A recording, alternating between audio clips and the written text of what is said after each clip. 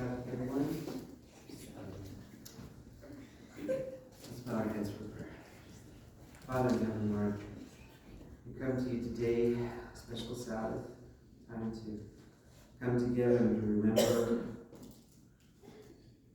what you've done for us, how you continue to pour out your love on us. We ask that you can speak to our hearts today.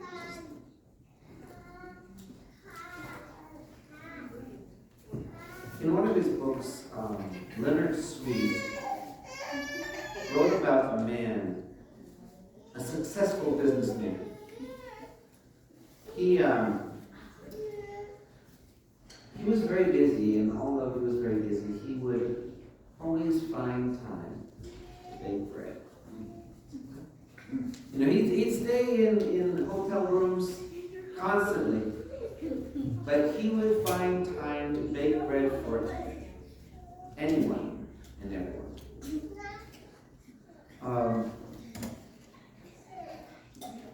He had with him a little oven, a portable oven.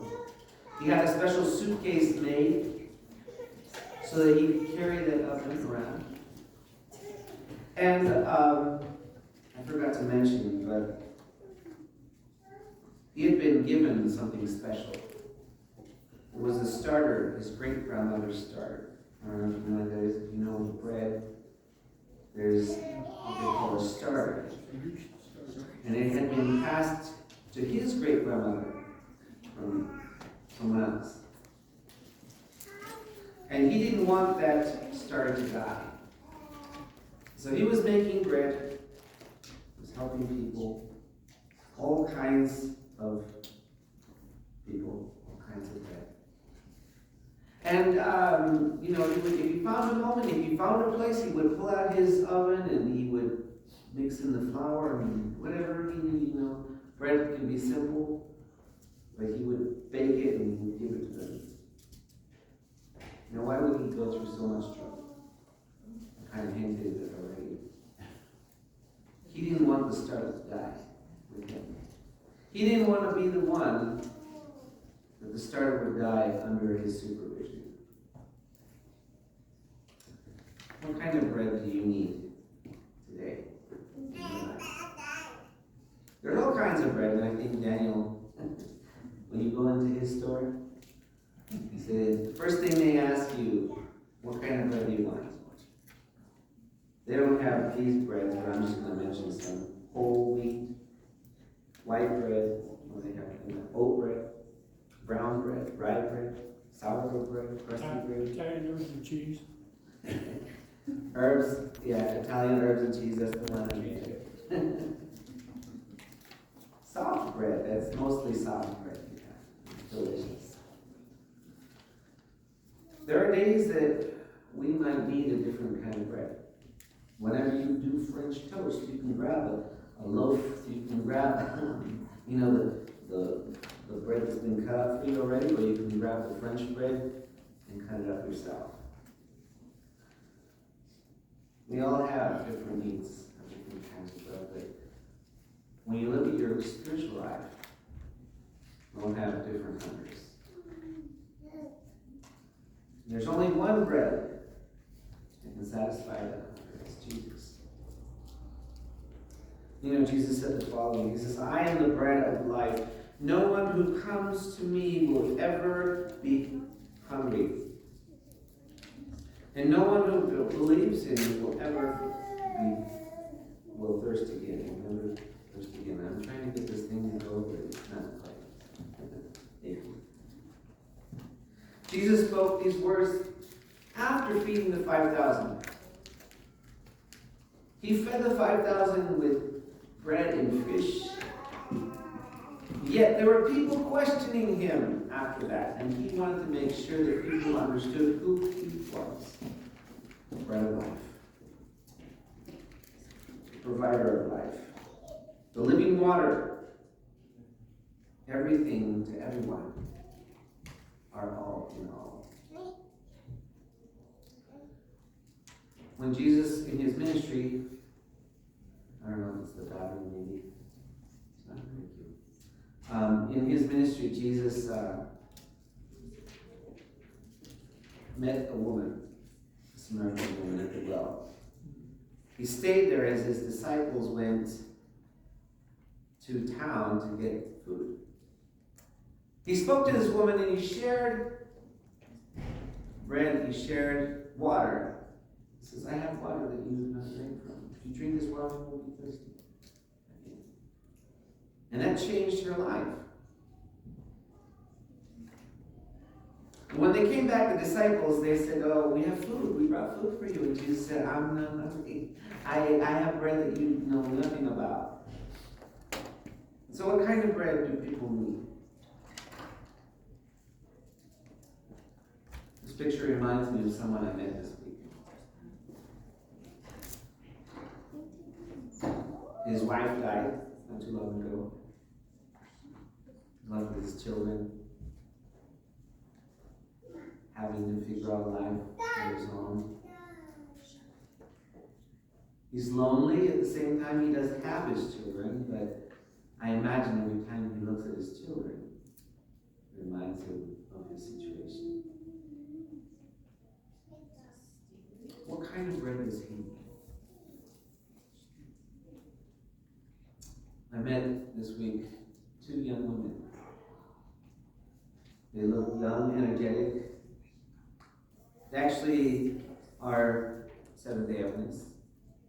But when I asked them, which church are you going to? They said, we don't currently go to a church.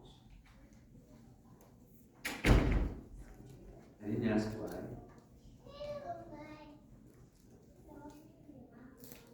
But there's a reason why. And there's a hunger there. Can't imagine what was going on in their life at the time. I didn't want to cry. I didn't want to.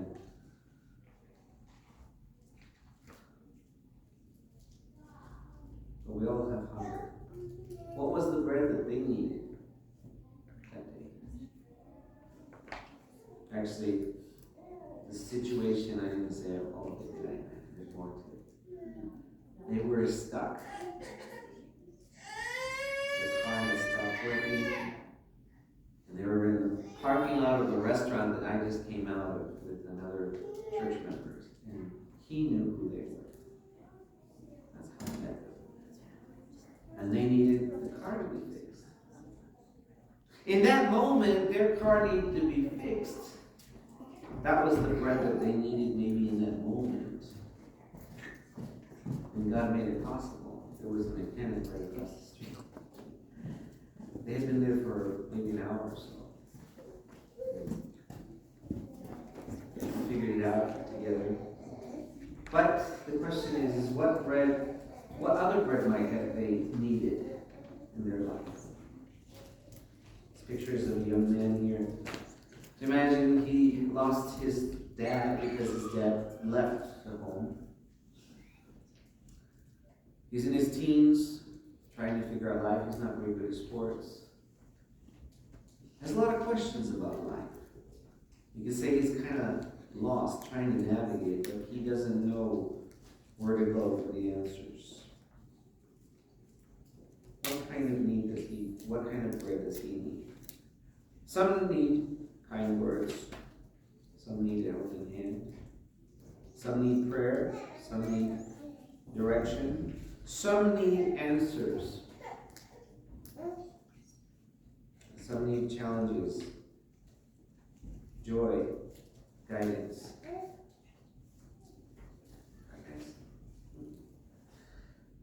Out of all the needs that we have, all of us need one person, and that's Jesus. He is the all in all, the great I am. He will be whatever we need him to be. On the other hand, if we know Christ, we know this already, and it should go beyond that. If we know Christ and we have Jesus in our life, then he is waiting for us to share him, the living bread, with others. The bread of life is waiting to be shared. Remember this story? There's a story in 1 Kings 17. Story of a woman, a widow, who shared some bread. In fact, it was supposed to be her last loaf of bread before she died. Yet she shared her loaf of bread with someone. It was the prophet of God, of course. But after that moment, we see that her life was greatly blessed. She continued to have bread throughout the time of need, in that time of famine, drought. She received that bread and she kept on receiving it. My friends, we have bread to share. Today we're going to participate in communion. We break the bread and drink the wine and wash each other's feet. But does this stop here? Is there more to it? Are we sharing bread of life? Are we sharing what God has put in us, what God has planted in us? At this time, we're going to go ahead and split up. We have, I don't know if you know, usually we have men over here, women over here. Are we going to be doing the couples? Not yet. Just so you know, in the future we are thinking about having a couple section. So get ready. Dun, dun, dun. See you come. So at this time we're going to go ahead and take time. Just so you know, our church we do practice open communion, so that means whoever feels like they would like to participate, we don't say, I'm sorry, you can't do that. We don't judge. We believe that it is between the person and God. And so we invite those who would like to participate. You're welcome.